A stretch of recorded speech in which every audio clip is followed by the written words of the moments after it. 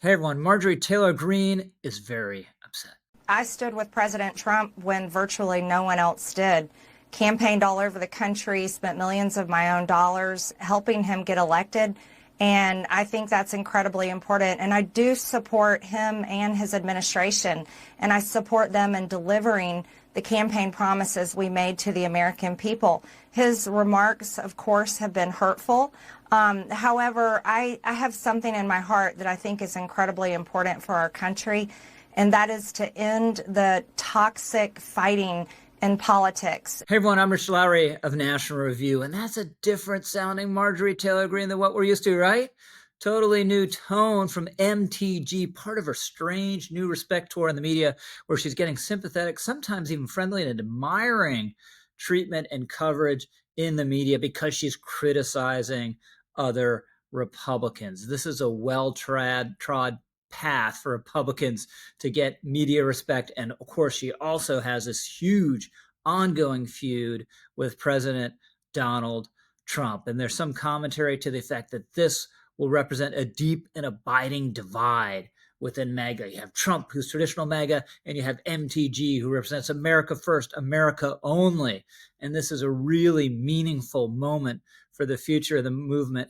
I don't think so. I really don't think so. I'm here to tell you, we have seen this movie before. First term, Trump fires Steve Bannon out of the White House. He had a big role in the campaign, big role at the White House. They have a big public split, lots of acrimony, and Bannon thinks he can go out on his own outside of Trump, not supporting Trump, having this feud with Trump, and define MAGA himself. No, he has to come crawling back. Now, he has a good voice, a big voice now, but it's only because he crawled back to get in Donald Trump's good graces. Elon Musk, much bigger and more significant figure than Steve Bannon, one I have a lot of respect for. He is an entrepreneurial genius who's transforming America's space program, among other things. After he finishes with Doge, of course, he's disaffected because he thinks the big, beautiful bill is not doing enough about the debt, says he's going to start his own political party to focus on the debt, has these ex-post back and forth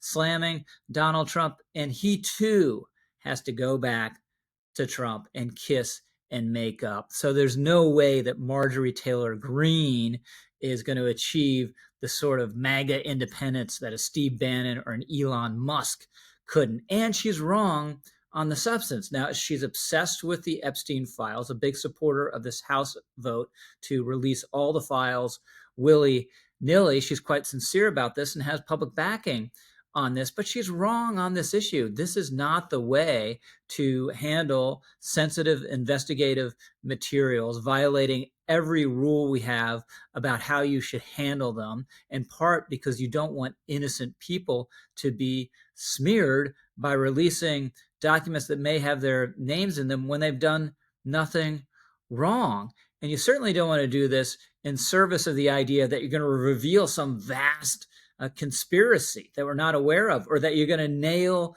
Donald Trump. There's no indication whatsoever that Donald Trump participated in Epstein's crimes. And certainly, as MTG has suggested, she thinks there's an Israel angle to this. And Epstein was not a Mossad agent. This was not about the Jews.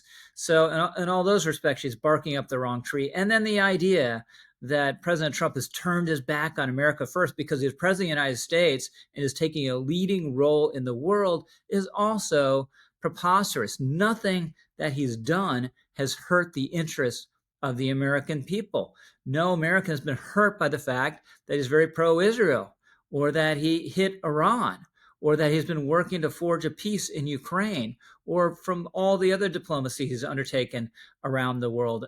America needs to lead. If we're weak, our enemies gain.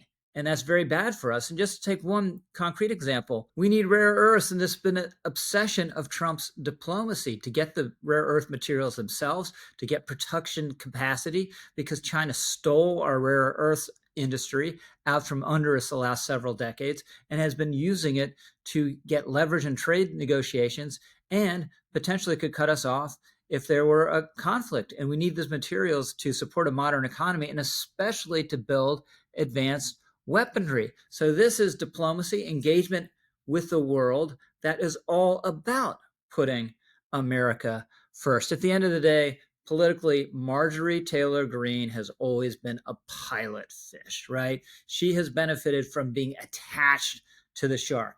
The shark is Donald Trump. And no matter how many sympathetic profiles she has in the New York Times, no matter how many times The View has her on for friendly interviews, no matter how many times she's treated respectfully now in interviews with CNN, there is no substitute for Trump's support. And at the end of the day, she'll realize this. There'll be some reconciliation one way or the other. Ultimately, Trump is the much bigger figure. He defines this movement and what MAGA is. You heard it here first. I'm Rich Lowry, over and out.